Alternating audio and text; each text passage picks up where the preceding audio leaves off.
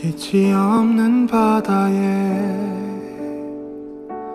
홀로 남겨진 채로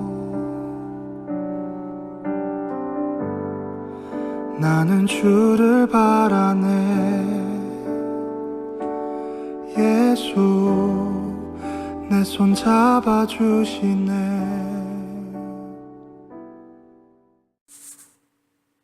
오늘 우리에게 주신 하나님의 말씀은 느헤미야 4장 1절에서부터 5절까지 말씀입니다. 산발랏이 우리가 성을 건축한다 함을 듣고 크게 분노하여 유다 사람들을 비웃으며 자기 형제들과 사마리아 군대 앞에서 일러 말하되 이 미약한 유다 사람들이 하는 일이 무엇인가? 스스로 견고하게 하려는가? 제사를 드리려는가? 하루의 일을 마치려는가? 불탄 돌을 흙무더기에서 다시 일으키려는가 하고 암몬 사람 도비아는 곁에 있다가 이르되 그들이 건축하는 돌 성벽은 여호가 올라가도 곧 무너지리라 하더라. 우리 하나님이여 들으시옵소서. 우리가 업신여김을 당하나이다. 원하건대 그들이 욕하는 것을 자기들의 머리에 돌리사 노략거리가 되어 이방에 사로잡히게 하시고 주 앞에서 그들의 악을 덮어두지 마시며 그들의 죄를 도말하지 마옵소서. 그들이 건축하는 자 앞에서 주를 노하시게 하였음이니이다 하고. 아멘. 빛으로 오신 그가 내 삶 밝혀주시네.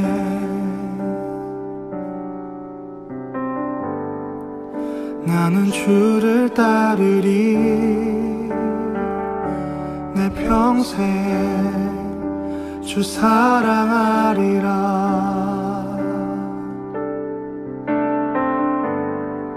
세상은 날 버리고 소망 하나 없어도 나의 사랑 주 나라 놔주시네. 그가 함께 하시니 나는 오늘을 살리. 나의 모든 소망 오직 주 예수.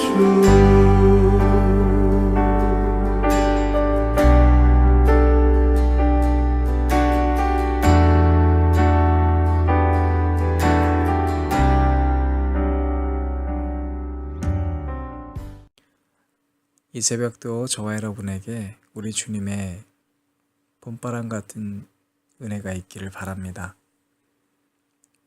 내 생활이 편해지면 남의 고통을 잊는 것은 쉬운 시대에 살아가고 있습니다. 어떤 분이 이런 얘기를 했던 기억이 납니다. 내 식탁 위에 향기로운 냄새가 바로 옆 동네에 있는 시체들의 냄새를 짓누른다. 내가 오늘 차린 그 음식의 향기가 어디선가 죽어가고 있는 그 짙은 시체들의 향기마저 억누른다는 표현입니다. 그만큼 우리들은 어쩌면 이기적인 사람으로 변해가고 있는 것은 아닌가에 대한 성찰입니다. 느헤미야는 그런 면에서 참으로 대단한 사람이죠. 페르시아 제국의 왕 아닥사스다 밑에서 일하는 사람으로 살아가는 삶은 너무나 편안하고 장래가 보장된 삶일 수 있었습니다. 그는 에스라처럼 성경학자도 아니기 때문에 또 이미 스룹바벨을 통해서 1차 귀환을 통해 성전도 어느 정도 재건이 됐습니다. 어찌 보면 그의 역할은 그렇게 많지 않을 수도 있었습니다. 게다가 그는 이미 페르시아 제국에서 수도에서 그것도 왕의 신임을 두텁게 얻은 관원장, 술 맡은 관원장으로 일을 했습니다. 그런데 느헤미야는 멀리서 고국의 소식을 들으면서 식음을 전폐하고 슬피 울면서 나라를 위해서 기도했습니다. 그는 결국 화려한 페르시아 제국의 삶과 그에게 확보된 혜택을 뒤로하고 민족과 나라를 선택하고 예루살렘으로 돌아갑니다. 느헤미야는 대부분의 세상 속 그리스도인들이 어떻게 살아가야 하는가에 대한 본질적 해답을 가져다 줍니다. 그것은 중요한 것과 중요하지 않은 것으로 나뉘어집니다. 첫 번째로 신앙인들에게는 장소가 중요하지 않습니다. 내가 어떤 나라에 살더라도 느헤미야처럼 그가 페르시아 제국에 있었을 때도 기도했고 예루살렘에 와서도 기도했었던 것을 우리는 기억해야 되겠습니다.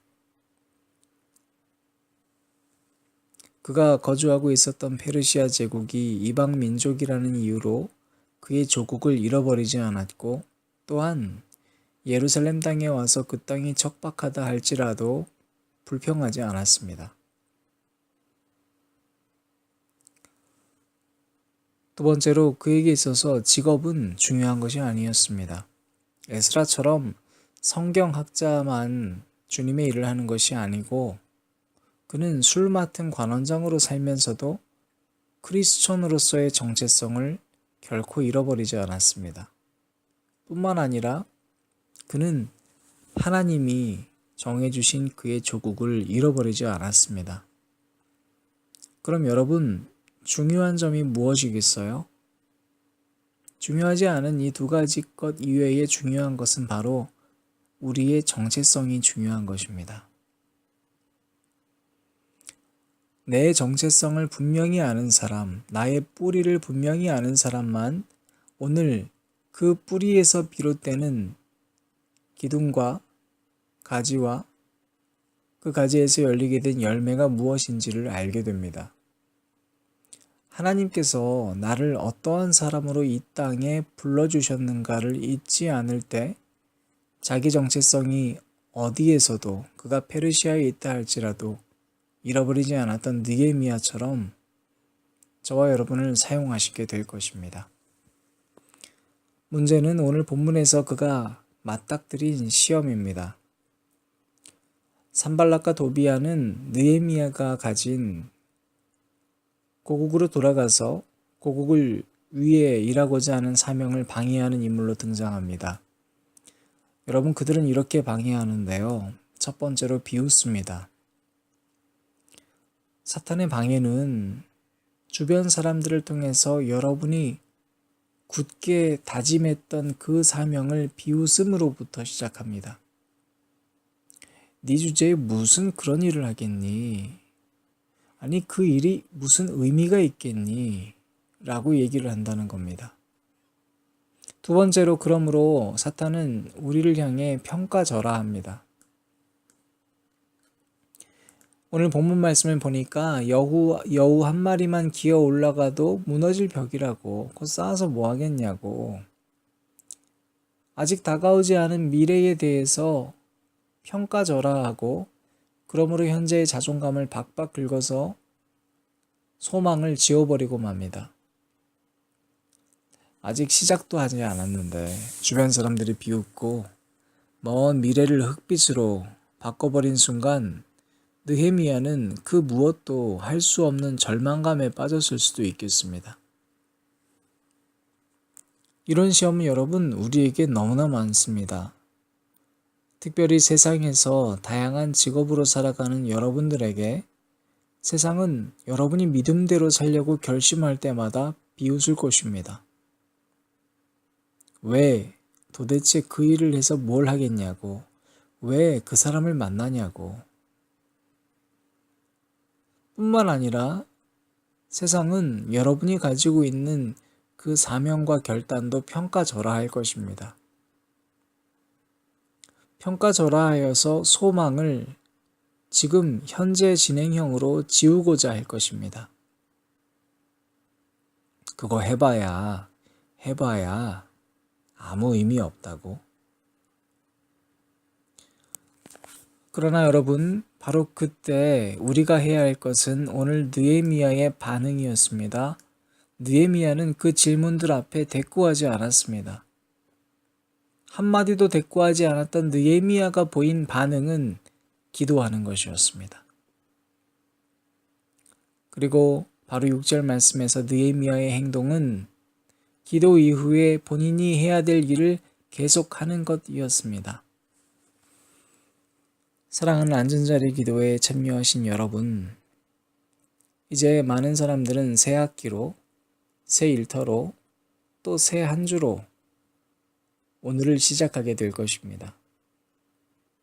오늘 여러분이 기억해야 될 것은 바로 포로로 끌려갔던 이스라엘 백성을 회복시키는 사명, 그 나라를 재건하는 사명은 에스라 혼자 달성한 일이 결코 아니었고, 오히려 세상 속에 세상의 직업을 가지고 살아갔던 느헤미야의 결단을 통해 완결되는 것을 기억해야 합니다.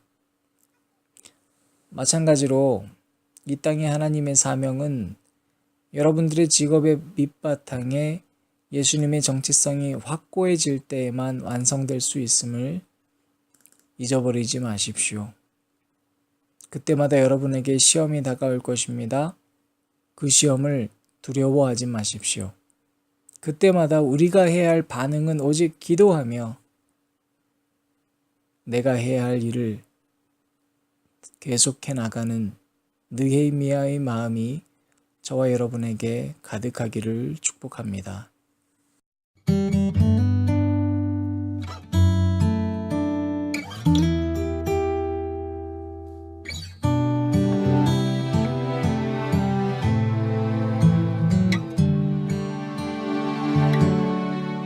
고달픈 삶의 은혜도 무뎌지고 곧 사라질 것에 내 맘 두네. 헛되고 헛된 것들을 바라보며 그 은혜를 놓치며 살았네. 주어진 삶을 묵묵히 살아가며 날 붙드신 주 예수를 보내. 사망 가운데 놓여진 나의 삶을 날 건지신 그 이름 예수.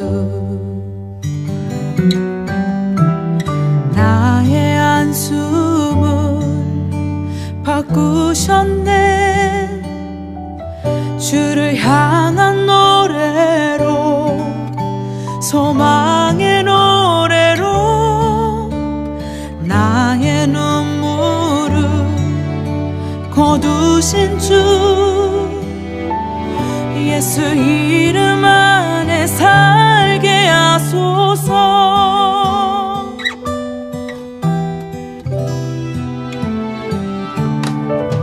주어진 삶을 묵묵히 살아가며 날 붙드신 주 예수를 보내. 사망 가운데 놓여진 나